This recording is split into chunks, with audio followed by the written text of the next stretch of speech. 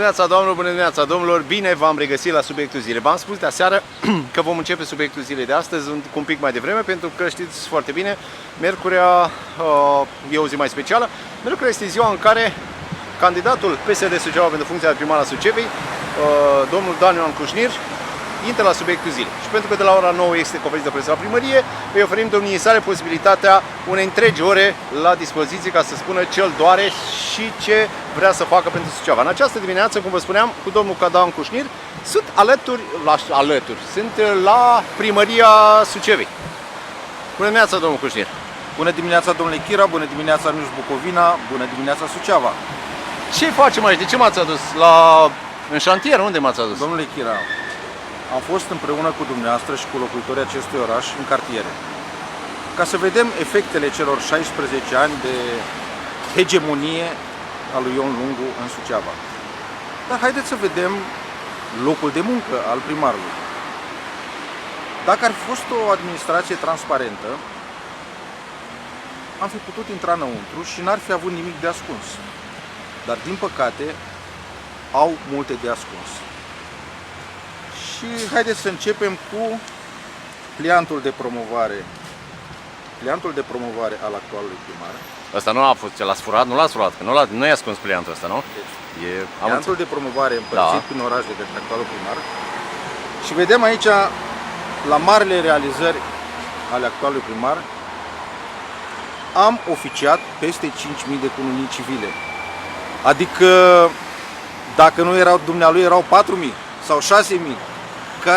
Care-i rolul, care-i meritul lui în faptul că a oficiat peste 5.000 de cununii civile?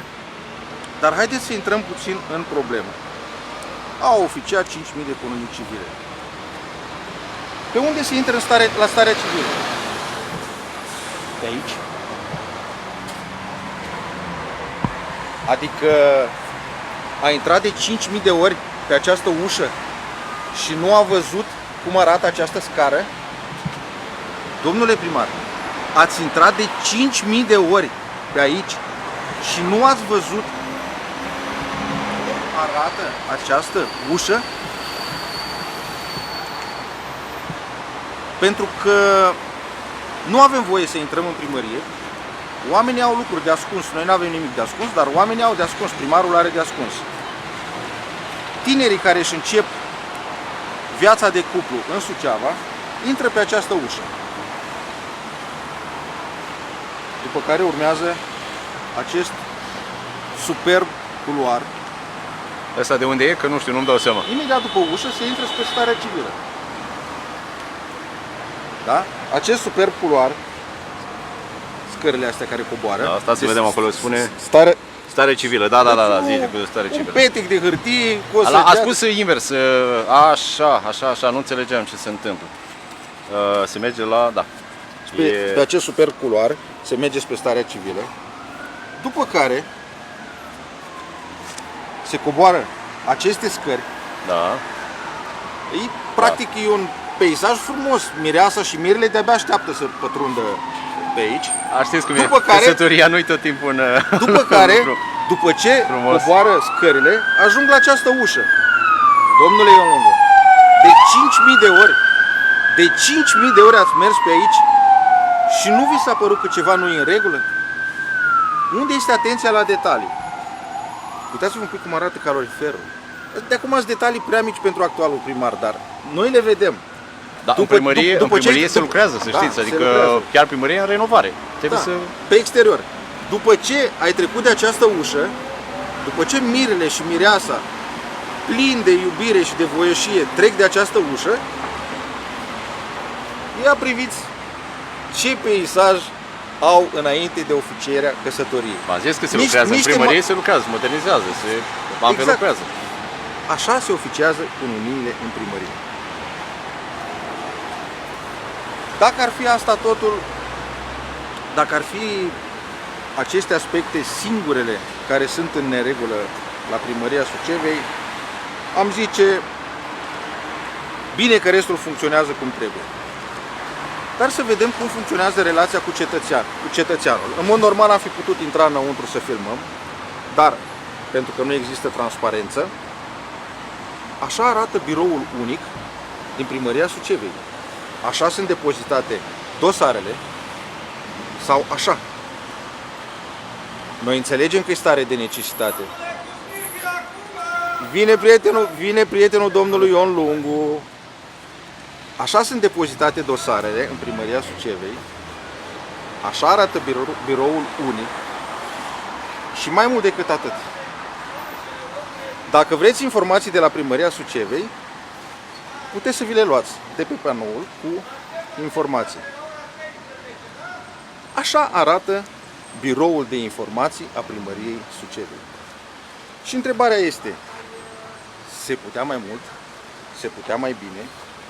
Și vreau să-i mulțumesc jurnalistei Oana Șlempo pentru că a postat niște fotografii din Primăria Oradea. Așa arată, acolo nu este fotografiatul interzis și filmatul interzis. Așa arată biroul de lucru cu publicul în Primăria Oradea. Așa arată ghișeele în Primăria Oradea, în România. Sau așa. Și dacă vreți, ăsta este rolul meu. Ăsta este rolul echipei pe care o voi duce în Consiliul Local. Voi transforma primăria lui atât s-a putut. Vom transforma această primărie în primăria unui oraș de succes. Vom transforma primăria cu cele mai multe ștampile, o vom transforma în primăria cu cea mai prietenoasă atitudine față de cetățeni. Ce înseamnă de fapt reforma administrativă? Ce înseamnă digitalizare? Este un element cheie în deblocarea dezvoltării unui oraș. Practic, în spațiul digital, caracatița clientelară nu mai are putere. Și aș vrea să vorbim astăzi despre digitalizare. Vă rog. Toți candidații pentru funcția de primar, pe pliantul de prezentare, au un punct. Vom digitaliza primăria. Dar atât. N-au reușit să explice totuși ce înseamnă această digitalizare. Și pentru că lucrez cu specialiști, pentru că mi-am format o echipă din specialiști, niciodată nu voi vrea să las impresia că mă pricep eu la toate și le cunosc pe toate. Dar am în echipă un specialist care a studiat o bibliografie de 2000 de pagini pentru a înțelege ce înseamnă digitalizare. Și digitalizarea este extrem de complexă. Care este efectul digitalizării? Digitalizarea fiind o interfață dintre cetățean și administrație, reduce niște verigi intermediare în relația cetățean-administrație, iar efectul este următorul. Se reduce corupția și scad cheltuielile administrative cu 20%. Cu până la 20%.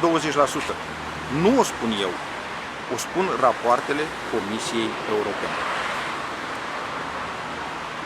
Și din acest motiv vă garantez că actualul primar Ion Lungu nu va digitaliza primăria.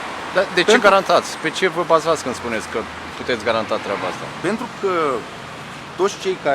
toți cei care au avut relații cu primăria și au relații cu primăria văd că în primărie actualul primar și-a construit un sistem de putere. Digitalizarea înseamnă stricarea acestui sistem de putere. Actualul primar și-a construit în primărie un sistem de vot. Digitalizarea ar însemna stricarea acestui sistem de vot. Dacă ar fi vrut să o facă, ar fi făcut-o până acum. Întrebarea este, de ce în 16 ani nu a reușit să digitalizeze, să facă nimic în această direcție? Și digitalizarea nu este importantă doar în sine, doar pentru a face relația cetățeanului cu primăria mai prietenoasă. Vine prietenul lui Ion Lungu, vom fi din nou perturbați pentru a patra oară, dar vă voi prezenta imediat câți bani i s-au alocat acestui om de către primarul Ion Lungu și vă voi arăta niște fotografii cu el. Domnule Chira, puteți gestiona această poveste? Da, domnul Nesculescu și... Haideți să ne deplasăm de aici. Haideți, de la primăria municipiului Suceava. Putem sta de vorbă puțin? Da. Domnul Nesculescu, ca să nu define... Eu am treabă cu domnul... domeniul public. Vă rog frumos, sunt cu... Sănătate. Vă rog frumos, sunt cu acest om, ne-ați deranjat. M-a acuzat ieri M-ați că am luat deranjat. bani. Îmi termin treaba și după aia, vă rog frumos... Nu, dar vreau să-i arăt acestui Vă rog indolent frumos. care intră... Domnul Nesculescu, Nu mă interesează. Nu am pe mine nicio mă treabă. interesează, Eu vă vreau rog să frumos stau de să... vorbă cu acest candidat. Da, dar după ce îmi termin o treaba, da, deocamdată eram doi oameni care... Domnule Cușnir, Stăteam doi oameni de vorbă. Domnule Nesculescu, m-ați acuzat că am luat bani Nesculescu. Domnule Nesculescu, sunteți bolnav? Da, Vă bolnav. întreb ce- Îți aveți bolnav o problemă? pentru că vreau să scap de Dar nu asemenea vreți să caractere. mergeți întâi, Nu. luați-o de la primărie. Vreau să scap de luați-o asemenea la- caractere. Da, Domnule foarte Chira, bine. eu vă nu- respect din toată și eu vă inima. respect din toată Așa. inima. Dar am Vă rog treabă cu frumos, acel candidat. De ce săriți la noi cu gura? Păi nu, săr, De sac ce cu acel să- candidat pentru și că m-a de ce- acuzat. Vreau e- dreptul la replică. Vă rog Atât. frumos să faceți dreptul la replică într-o Da. zonă normală sănătoasă. Ce Ai, faceți dar e noastră? zonă publică, Vă rog dragul meu. frumos să mă lăsați să-mi Scrie termin undeva, treaba. aveți Aveți dreptul să aici? săriți la mine la Dar cu nu, gura? sar, eu sar Vreți de să la chemăm? candidat, domnule, la candidatura. Vedeți-vă, vă rog frumos, sunteți bolnav? Vă întreb domnule, încă- sunt dacă bolnav. sunteți bolnav. Sunt Vă rog bolnav frumos, din toate v-ați punctele de vedere. apropiat de Faceți-mă noi. nebun, Nu faceți-mă vă fac de indolent, niciun fel. faceți-mă cum vreți. Da? Domnule Domnule Nesculescu, Chira, vă rog frumos să Eu ne vreau să-mi lăsați... dea dreptul la replică, Nu la mine, care nu ce-am la mine. consumat eu Nu la banii și mine. unde am dus. În conferință de vă rog frumos să ce... 40.000 de copii, da, în 4 ani de Vă rog zile, frumos să vă primăria abțineți. municipiului Domnule Suceava a plătit Vă pentru rog să vă bomboane, abțineți. Ok. pentru baloane, Ok. eu nu sunt pe, eu sunt pe live-ul meu, da? Continuați, vă rog, Corect, acolo. eu așa Continuați. sunt. Deci, Nu vă rog puteți frumos, răspunde, este, da sau vă nu? rog să luați, vă rog să Este luați o vorba de discuție mine sănătoasă astăzi, de da? noi. Nu, domnule, Vă rog este să vorba de mine. aveți măcar 2 metri. Vă rog, Uite, domnule, rămâneți, 2 metri, vă rog 2 frumos, metri. uitați, filmez, Uite, 2 metri. țipați de acolo cât doriți. Continuați. Domnule candidat, îmi puteți da Ce dreptul la înseamnă, replică? ce înseamnă digitalizare? Aștept Digitalizarea să nu spună aceasta, face vă doar aștept să facă o dezbatere publică. o apropiere între cetățean și administrație. Practic, digitalizarea înseamnă reducerea traficului. Oamenii nu mai trebuie să vină cu mașina la primărie. Digitalizarea înseamnă o mai eficientă gestionare a locurilor de parcare din jurul primăriei. Și nu în ultimul rând, digitalizarea înseamnă investitori. Pentru că atunci când investitorii mari, puternici, iau decizia în care oraș să investească, unul dintre factorii determinanți, și nu o spun eu, o spun rapoartele Comisiei Europene, unul dintre factorii determinanți este dacă actele publice, dacă tot ceea ce înseamnă relația investitorului cu primăria este digitalizată. Pentru că asta înseamnă costuri mai mici pentru investitori, corupție mai puțină și timp mai puțin pierdut în obținerea autorizațiilor. Și ca să vedeți cum se dezvoltă alte orașe, în timp ce ieri primarul Sucevei aprindea o flacără la un aragaz, ieri în România, în Moldova, în Galați, a fost emis primul certificat de urbanism digital. Deci în timp ce preocupările actualului primar sunt niște chestii populiste de aprinderea unei flăcări de aragaz, în Galați s-a emis primul certificat de urbanism digital. Cam asta este diferența dintre noi și alte orașe din România. Nu mai vorbim despre alte orașe din Europa. Efectul digitalizării este și faptul că Suceava se află pe efectul faptului că în Suceava nu există digitalizare, este și faptul că Suceava se află printre ultimele locuri din România la investiții străine. Doar 0,5% din investițiile străine din România sunt atrase pentru 4% din populația României, adică de 8 ori mai puțin decât media națională. Și asta înseamnă inclusiv faptul că nu au fost primiți într-un mod prietenos de către actuala administrație. Și aș vrea să înțelegem ce înseamnă viitorul în digitalizare. În Estonia, singurele documente care nu se pot face digital, domnule Chira, știți care sunt? Nu știu. Certificatul de căsătorie, certificatul de divorț și actul de vânzare-cumpărare. Toate celelalte acte se scot digital.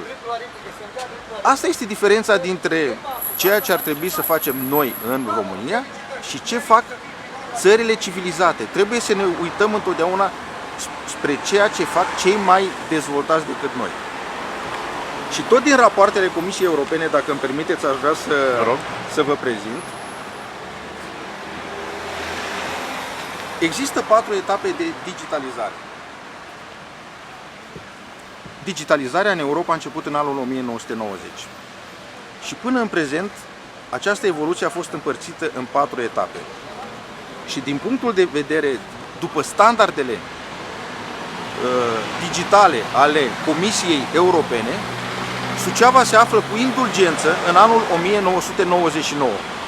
Deci după standardele digitale ale Comisiei Europene, Suceava încă nu a trecut în secolul 21. Și ce spune Comisia Europeană că trebuie să facem? Asta vom face. Asta spune Comisia Europeană că trebuie să facem. Asta vom face începând cu data de 27 septembrie. Audit privind toate procesele din primărie și toate situațiile de interacțiune cu publicul. Audit. Nu iese un viceprimar sau un primar să spună la noi tot e bine și frumos. Procesele vor fi simplificate și serviciile transformate pentru a se realiza electronic. Se va renunța la stocarea pe hârtie a documentelor și se va promova utilizarea semnăturii electronice. Păi dacă asta spune Comisia Europeană că trebuie să facem, noi de ce să facem altceva? Asta vom face începând cu 28 septembrie în Suceava. Cu toate acțiunile mărșave ale actualului primar. Și aș vrea să vă prezint din nou această fotografie. Acesta este domnul care mi-a perturbat ultimele 2 conferințe de presă și ultimele 2 emisiuni la News Bucovina. Iată-l împărțind pliante alături de actualul primar, iată-l lăfăindu-se în sediul partidului din care face parte și actualul primar.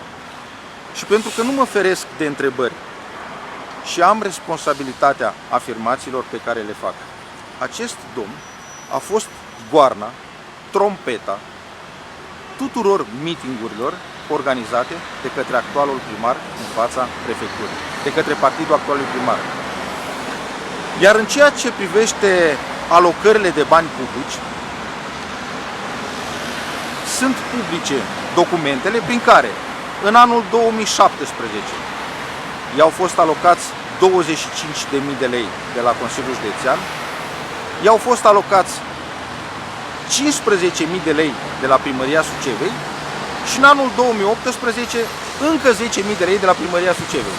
Deci, în total, acest domn, această unealtă a primarului Ion Lungu, a avut alocări de 50.000 de lei, 500 de milioane de lei vechi din bani publici. Toți cei care v-ați deplasat la primărie sau la Consiliul Județean, fiind în dificultate și nu vi s-a alocat nimic, să știți, pe motivul că nu sunt bani, să știți că acest perturbator, această unealtă a primarului Ion Lungu, a avut alocări financiare de 500 de milioane de lei vechi, din banii dumneavoastră a sucevenilor. Aceste lucruri nu se vor mai întâmpla în Suceava, începând cu 28 septembrie. Domnul Nesculescu, dacă tot ați deschis subiectul dumneavoastră, nu vreau să-l deschid eu, susține că a făcut-o pe proiecte pentru copii, au beneficiat de banii aceștia mii de copii din Suceava. Poate să susțină ce vrea. Și nu eu am livrat o informație. Din bani publici, acest om, cu acest comportament, a primit, i-au fost alocați 500 de milioane de lei. Și nu mai vreau să vorbesc despre el. Ok. Haideți să revenim la primărie și la digitalizare. Din punctul nostru de vedere, dacă veți ajunge primarul Sucevei și va trebui să implementați... Fără dacă. Începând cu 28 septembrie, după ce voi ajunge primarul Sucevei. Așa, după ce reformez, după ce veți ajunge primarul Sucevei după 28 septembrie, cât timp vă ia, din perspectiva dumneavoastră, din perspectiva specialiștilor pe care i-ați invocat, cât timp v-ar lua ca să introduceți digitalizarea la nivelul pe care îl cere Comisia Europeană în primăria Suceava? Deci, ceea ce încearcă primăria acum să facă, să păcălească oamenii că se poate scoate o hârtie în format electronic, sunt bani cheltuiți de pomană. Practic, cumpără niște aplicații de la niște furnizori externi pe bani publici, aplicații foarte scumpe. Digitalizarea este un proces complex. Nu este simplu. Vă repet, specialistul cu care lucrez a studiat o bibliografie de peste 2000 de pagini, rapoarte ale Comisiei Europene. Nu este un proces simplu. Auditul durează. Auditul proceselor și a interacțiunilor dintre primărie și cetățean durează. Cred că este vorba de cel puțin 2-3 ani pentru a digitaliza Primăria Sucevei așa cum o cere Comisia Europeană. Pentru că digitalizarea presupune și informatizare. Nu este un fenomen simplu, este un fenomen complex. Dar nu de acest audit trebuie să se teamă cel mai tare actualul primar. Cel mai tare trebuie să se teamă de auditul financiar. Pentru că vine și ăla. Domnule primar, încă primar, domnule Ion Lungu, să stați drept pe 27 septembrie la judecata votului și după aia vă doresc tărie să stați drept și în fața auditului financiar care va urma la Primăria Sucevei. Da, doamnelor și domnilor, din fața primăriei... Domnul Cruști, știu că dumneavoastră de regulă mai aveți ceva de spus. Mă uitam că se... Da, mai am ceva de spus. Îi rog pe locuitorii Sucevei, pe cetățenii Sucevei, să nu mai permită nimănui vreodată să conducă orașul timp de 16 ani. Dacă vor fi... Numai o secundă să treacă salvarea. Da. Dacă, dragi suceveni, dacă veți fi nemulțumiți de ceea ce vom face și cum vom face la Primăria Sucevei, să ne schimbați după 4 ani. Și oricât de mulțumiți ați fi despre cum vom schimba mentalitățile și abordările în Primăria Sucevei, vă rog să ne schimbați după 8 ani, după maxim 2 mandate. Niciodată să nu mai permiteți cuiva să conducă 16 ani, pentru că ajungem la astfel de comportamente pe care le-ați văzut și astăzi. Da. Doamne și domnilor, de aici de la Primăria Sucevei, de la Starea Civilă, când m-a adus domnul Cușnit la Starea Civilă, am avut oarecare emoții, trebuie să recunosc. Vă mulțumesc frumos și vă urez să aveți parte de o zi minunată. E frig afară. Dacă ieșiți acum din casă, aveți mare grijă. Eu am cam înghețat aici pe treptele de la Primăria Suceava, deși pare că este cald, deocamdată e cam răcoare. Să aveți o zi bună în continuare, numai bine!